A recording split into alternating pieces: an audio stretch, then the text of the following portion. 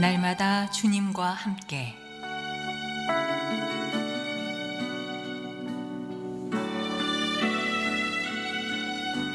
오늘 말씀에 강북-제1교회 황형택 목사입니다.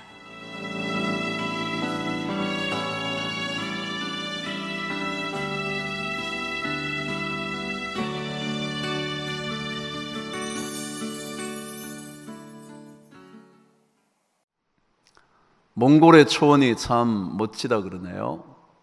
몽골이라는 나라를 푸른 하늘의 땅, The land of blue sky라고 말한다 그러네요. 푸른 하늘이 펼쳐진 그 광대한 땅. 몽골 하늘에 겨울철을 제외하면 그 하늘이 얼마나 맑고 깨끗한지.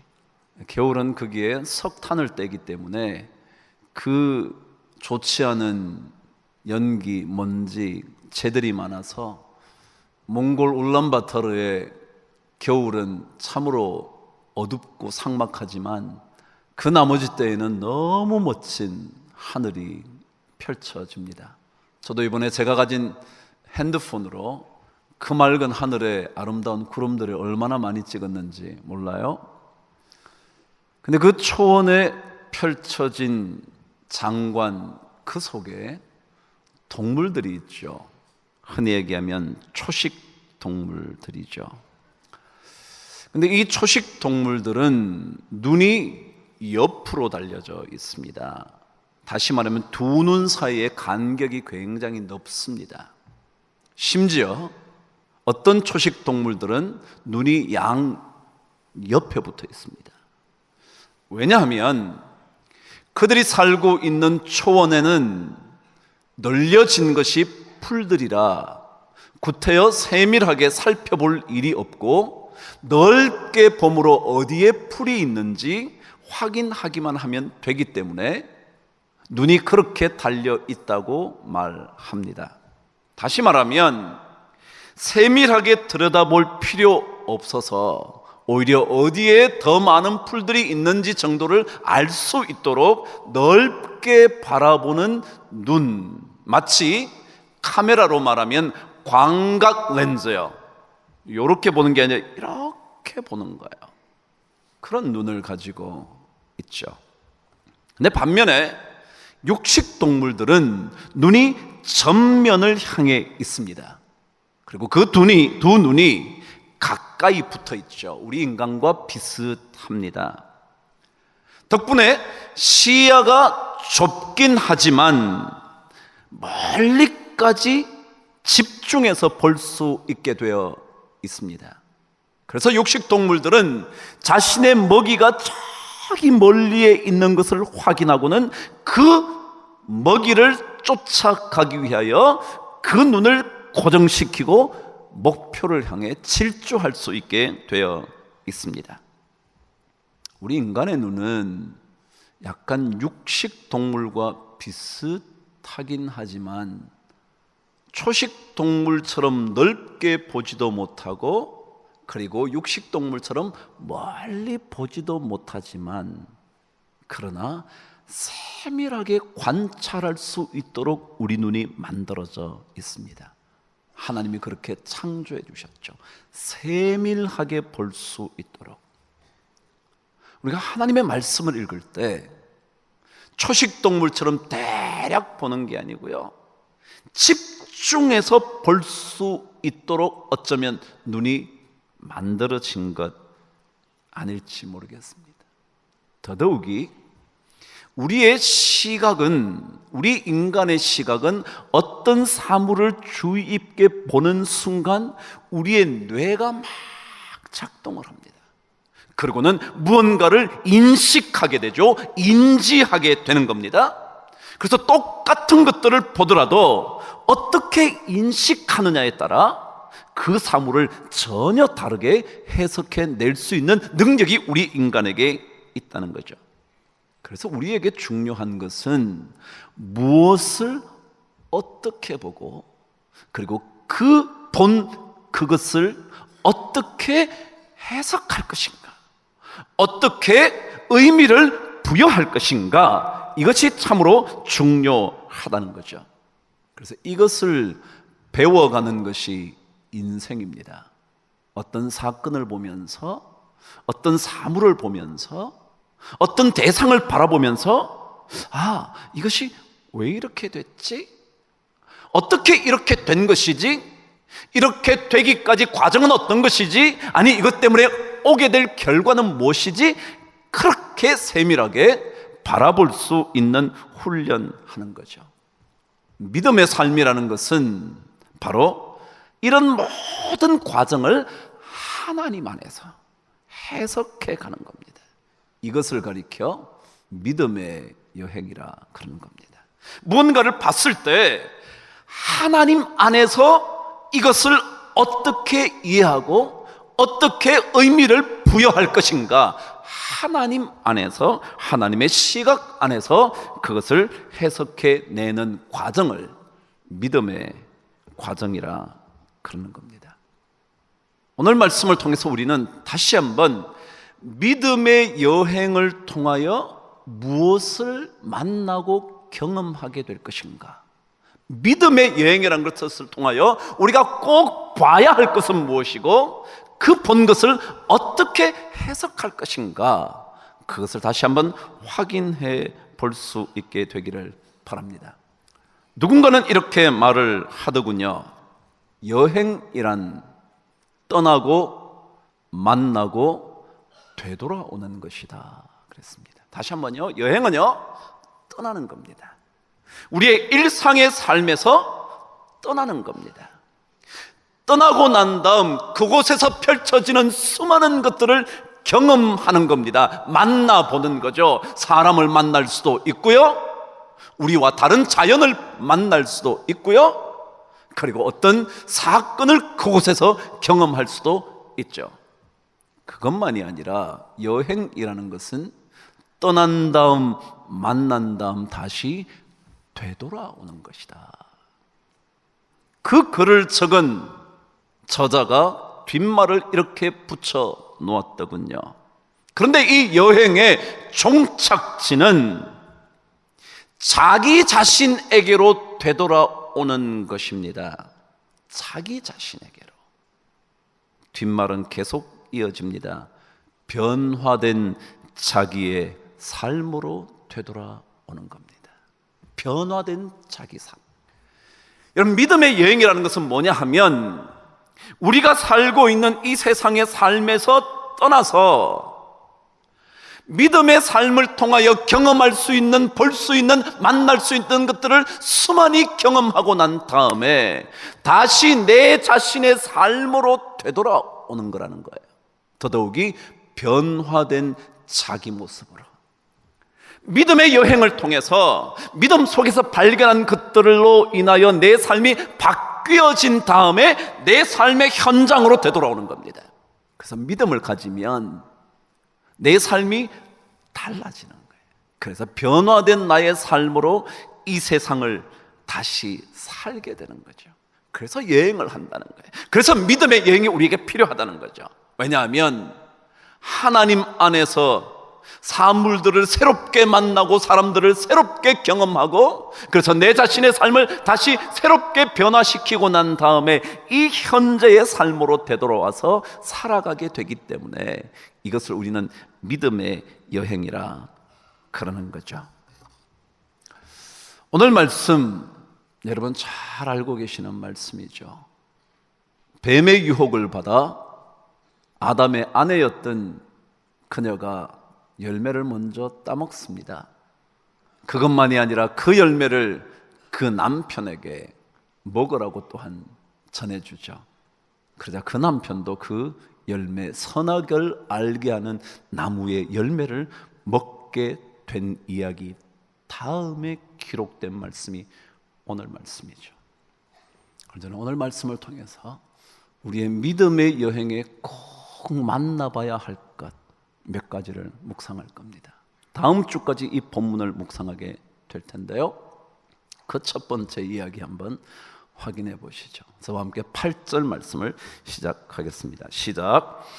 그들이 그날 바람이 불 때 동산에 거니시는 여호와 하나님의 소리를 듣고 아담과 그의 아내가 여호와 하나님의 낯을 피하여 동산나무 사이에 숨은지라. 아멘. 참 이상한 표현이 오늘 여기에 적혀 있습니다. 이렇게요. 그들이 그날 바람 불 때에 그랬습니다. 전 성경을 읽으면 왜 여기에 이 말이 적혔을까? 그런 말이 없어도 충분히 이해가 될 법한데 왜 이 말이 적혔을까? 생각을 하게 될 때가 간혹 있습니다. 오늘 본문이 그런 것이었습니다. 그들이 그날 바람이 불 때, 그냥 하나님께서 아담을 부르시고 아담에게 말하시면 되는데, 오늘 말씀에 그냥 그들이 여호와의 낯을 피하여 나무 사이에 숨었다고 그러면 되는데, 그냥 하나님의 음성을 들었다고 말하면 되는데, 왜 그들이 그날 바람이 불 때 동산에 거니시는 여호와 하나님의 소리를 들었다고 표현했을까? 라는 겁니다. 여기에 등장하는 바람이라는 단어는 하나님께서 인간을 창조하시고 그 코에 생기를 부어 넣었다고 말하는 이 생기, 흔히 여러분 들으셨던 루아흐라는 히브리어 숨결이라는 단어입니다. 그러니까 다시 말씀드리면 그들이 그날 바람이 불 때라는 말은 하나님의 숨결을 만났다, 그런 뜻입니다. 다시 말하면 동산을 가다가 하나님의 숨소리를 들었다는 겁니다. 그럼 믿음이라는 건 뭐냐 하면 우리가 살아가는 동안 하나님의 숨결을 듣는 겁니다. 남들은 아무도 듣지 못하는데 믿음을 가진 사람들은 이 하나님의 숨소리를 듣는 거예요. 내 곁에서 숨쉬고 계시는 하나님의 소리를 듣는 거예요. 그것을 들어야 믿음의 사람입니다. 수많은 바람이 불어올 때, 수많은 인생에 불어닥치는 바람을 만날 때 누구의 숨소리를 들어야 되느냐면 하나님의 숨소리를 들어야 돼요. 하나님이 숨을 쉬고 계시는. 그런데 오늘 그렇게 말하죠. 이 숨소리를 들을 때 여호와 하나님이 동산을 거니시는 소리를 들었다. 여러분, 하나님의 숨소리를 들을 수 있어야 하나님이 우리 안에서 움직이고 계신다는 사실을 우리는 깨닫게 됩니다. 우리가 살고 있는 모든 삶 속에서 하나님의 숨소리가 전달되어야 하나님이 내 안에서 작동하고 계시는, 움직이고 계시는 그것을 감지할 수 있게 되는 겁니다. 하나님의 숨소리를 듣지 못하면 하나님을 감지하지 못합니다.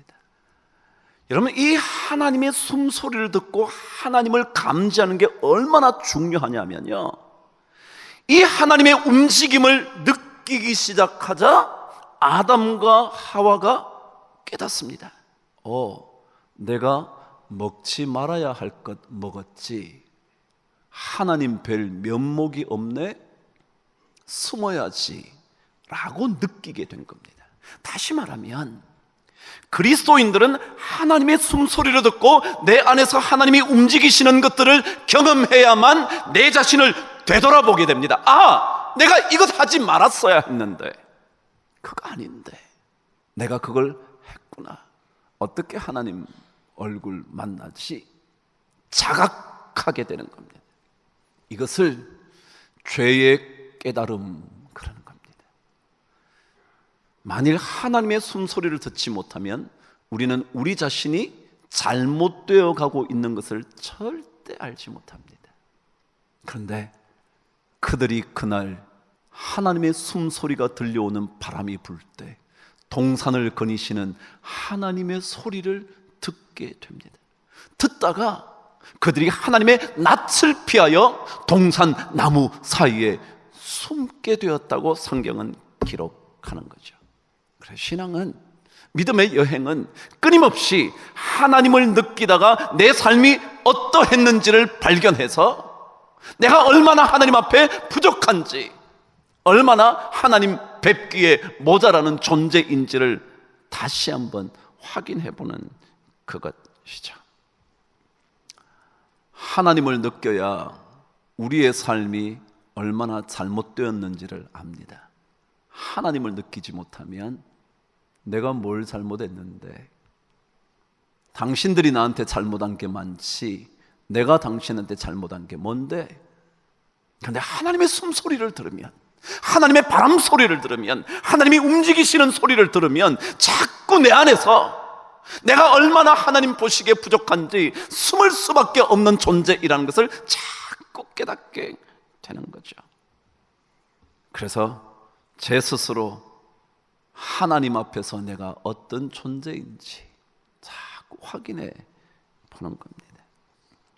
우리나라에 나노공학의 권위자 한 분이 있다 그러네요. 나노라는 것은 10억 분의 1m, 그러니까 우리 머리카락보다 더 가는 그런 것들을 통해서 수많은 것들을 할 수 있는, 그래서 그 나노공학이 앞으로 다가올 또 다른 세기의 가장 중요한 도구가 될 거라고 보죠. 그래서 이 나노과학이 중요한데, 이 나노과학의 우리나라 세계적인 권위자 한 분이 계신데, 서울대학교의 화학생물공학부 교수인 현택환이라는 교수이랍니다. 작년에 이분이 우리나라 최고의 과학인 기술상을 받았을 때 기자가 그를 인터뷰를 했다네요. 인터뷰를 했는데 그의 집 서재에 갔더니 그분 교수님의 컴퓨터 앞이나 책상, 거기에 전부 다 성경 말씀이 쫙 적혀져 있더라고요. 막 붙어 있는 거죠. 기자가 너무 기독교적인 얘기를 해갖고는 안 되잖아요. 근데 그걸 보다가 거기에 라틴어 하나가 적힌 것을 발견한 겁니다. 그게 뭐냐면 코람 데오라는, 늘 들어오셨던 뜻은 데오, 하나님이라는 뜻이고요. 코람, 앞에서, 하나님 앞에서라는 뜻이죠. 아마도 기자는 그것을 알았겠죠. 그렇지만 물었다는 겁니다. 이게 뭡니까? 그랬더니 그 현택환이라는 교수님이 이렇게 말씀해 주셨답니다.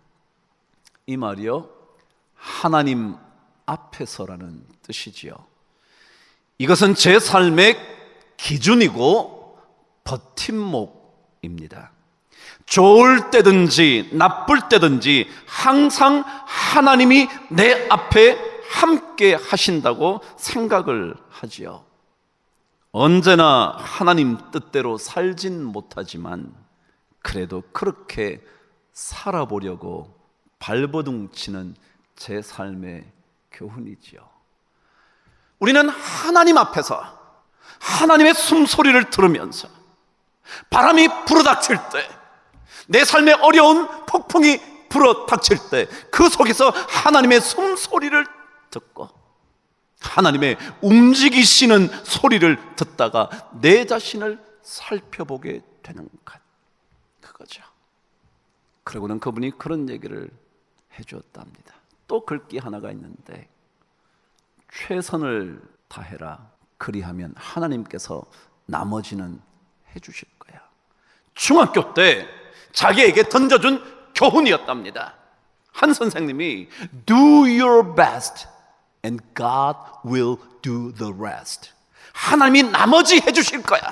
내가 최선을 다.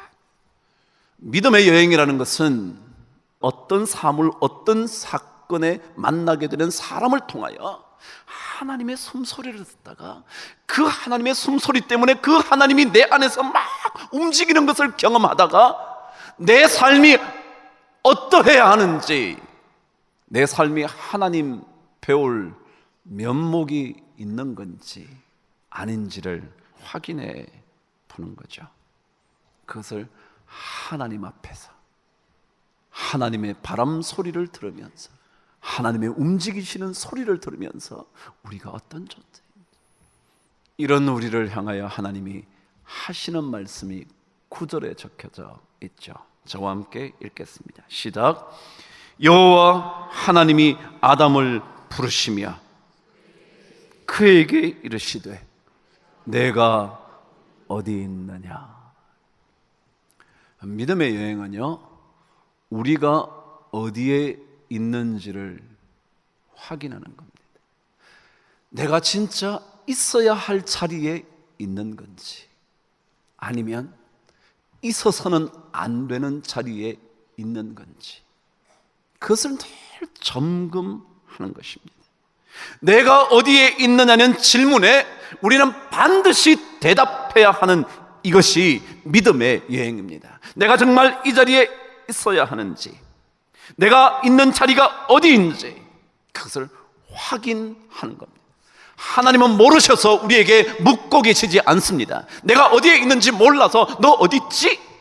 내가 지금 찾고 있어 라고 말씀하시지 않습니다. 우리에게 어디에 있느냐고, 너 어디 있냐고 너 스스로 대답해봐. 난 알고 있어. 근데 너 어디 있는지 넌 알고 있는 거야? 아니면 모르고 있는 거야? 그 질문에 우리는 대답해야 하는 겁니다. 여러분, 옛 사람들은요, 책을 읽을 때 반드시 3번을 읽어야 한다라고 말했습니다. 서삼독이라고 그랬습니다. 서, 글 서자, 책 서자요. 삼독요, 3번 읽는다. 뭘 읽어야 되느냐 하면, 책을 읽으면 먼저 이 본문이요, 본문, 여기 나온 내용이요, 그걸 텍스트라 그러죠. 텍스트를 먼저 읽어야 된다는 거예요. 근데 두 번째 읽어내야 되는 것은 이 텍스트를 쓴 저자가 어떠한 상황에 있었는지, 저자의 의도는 무엇이었는지, 무엇 때문에 이 글을 쓰게 되었는지, 그래서 저자를 읽어내야 한다는 겁니다. 세 번째는 그 글들을 통하여 글을 읽는 나 자신을 읽어야 한다는 거예요. 그 글에 비추어서 내가 어떤 삶을 살고 있는지, 나는 어떻게 인생의 길을 걸어가고 있는지, 그걸 읽어내야 한다는 거죠. 신앙생활은 내 자신의 삶 속에서 내가 과연 하나님 앞에서 어떻게 살고 있는지, 내 자신을 계속 읽어야 한다는 겁니다. 제가 처음 그랬죠. 여행이라는 것은 떠나고 만나며 되돌아오는 것이라고. 그런데 되돌아올 때는 변화된 자신의 모습으로 되돌아오는 거예요.